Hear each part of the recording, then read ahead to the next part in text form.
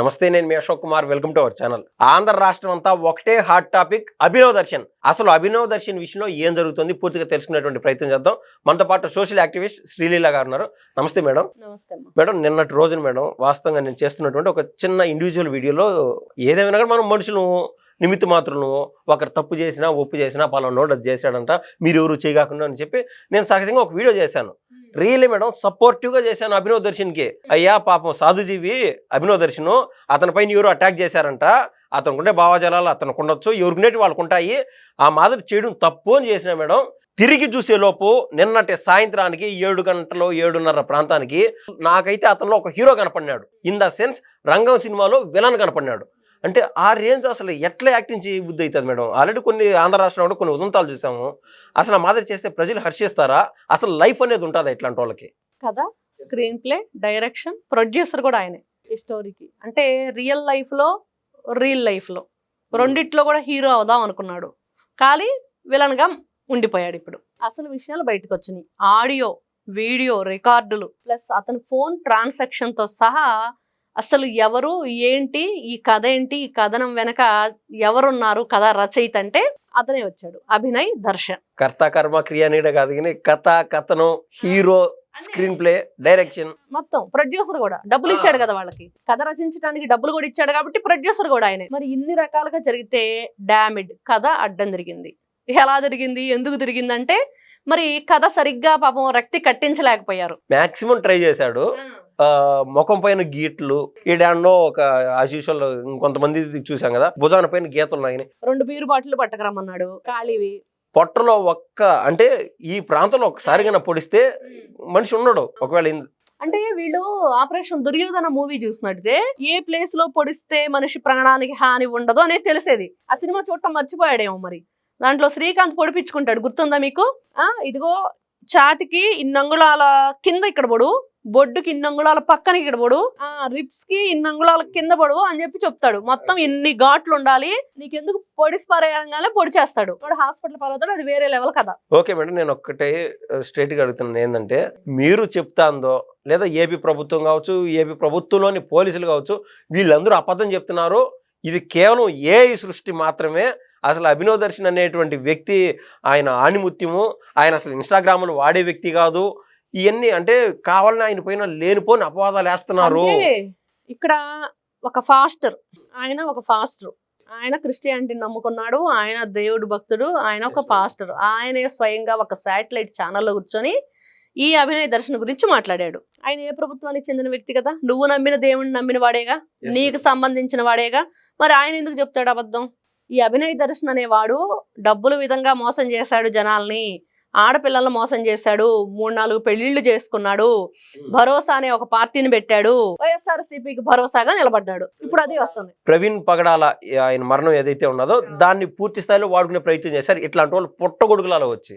అంతే మరి. ఆ రోజున ఏం జరిగింది? జాన్ బెన్ లెంగం ఏం మాట్లాడాడు ఆ రోజున? బైబుల్ పక్కన పడేస్తే ఊచ కోతకు వస్తామని.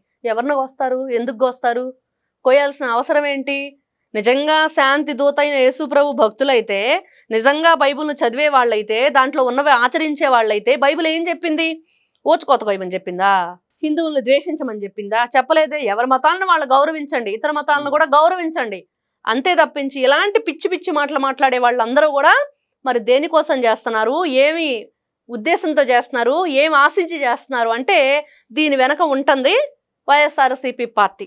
మత విద్వేషాలు రెచ్చగొట్టినాయి, కులాల మధ్య కుంపట్లు పెట్టినాయి, రాష్ట్రంలో ప్రాంతీయ విభేదాలు సృష్టించినాయి, కూటమిలో కుంపట్లు పెట్టినాయి. ఇవన్నీ ఎవరు చేస్తున్నారంటే దానంతా care of address YS Jaganmohan Reddy దగ్గర ఉంటుంది. ఈ రోజున ఈ పాస్టర్ ఎవరైతే ఉన్నాడో ఈ అభినయ్ దర్శన్ అనే వ్యక్తి, మరి ఇతను కూడా అక్కడ అడవి తల్లి బిడ్డల్ని మోసం చేస్తూ, నేను ఏదో దేవుడి బిడ్డనని చెప్పి నమ్మిస్తూ, నువ్వు చేసుకో ప్రార్థన, ఎవరు కాదంటారు, నువ్వు మంచిగా 10 మందికి సహాయం చేయి, 10 మంది పిల్లలను చదివించు, 10 మందికి వైద్యం చేయించు, అడవి తల్లి అక్కడ ఎవరైనా ఇక్కట్లు ఇబ్బందులు ఉంటే వాళ్ళని తొలగించవన్నీ, రోడ్లు వేయించు, వాళ్ళకి చదువు చెప్పించు, ఎవరు కాదంటున్నారు.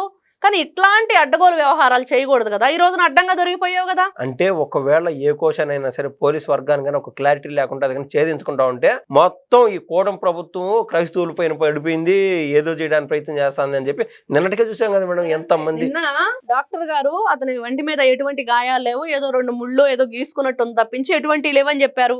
పోలీసులు రంగంలో దిగారు, ఆడియో రికార్డులు బయటకు తీశారు, 2 బీర్ బాటిల్ తీసుకురా, అదిగో అట్ట మట్టి కువ్వలు ఉన్నాయి అక్కడికి రా, వర్షం పడుతుంది, బైకులు గాని మనుషులు గాని రారు, ఈ టైంలో మనం ప్లాన్ చేద్దాము, ఆ లొకేషన్ ఇది, పలానా ప్లేసు, అక్కడ రాగానే నేను కారు స్లోగా బానిస్తాను, అవన్నీ ఆడియో రికార్డులు వినిపిస్తున్నాయి మనకి. అతని మాటలే. ఒకవేళ రేపో మాపో ఇప్పుడు అభినవ్ దర్శన్ కాదు, ఇంకొక అదే మతానికి సంబంధించి కావచ్చు, హిందూ మతానికి సంబంధించి కావచ్చు, ఏ వ్యక్తి అయినా సరే ఇటువంటి ఘటనకు కన్నా పాల్పడితే అంటే ప్రాక్టీస్ ఆఫ్ అది యాక్టింగ్ అని కాదు మేడం, ఒకవేళ పరిస్థితుల రీత్యా నిజంగానే యాక్సిడెంట్ అయ్యే మాదిరి అయితే నమ్మే పరిస్థితి లేకుండా చేశారు కదా మేడం. అద్దోపులి అమ్మోపులి అన్నట్టు ఆ కథ చందాన్ని చేశారు మేడం మన రాష్ట్రంలో. నిజంగా అలానే ఉంది. కాకపోతే ఇక్కడ ఎంపీ పదవి కోసం సొంత బాబాయిని కూడా గొడ్డలి పోటీకి బలి చేసిన వ్యక్తులు గుండెపోటను సృష్టించారు. అలాంటి వ్యక్తుల మధ్య మనం ఇప్పుడు బ్రతుకుతున్నాం.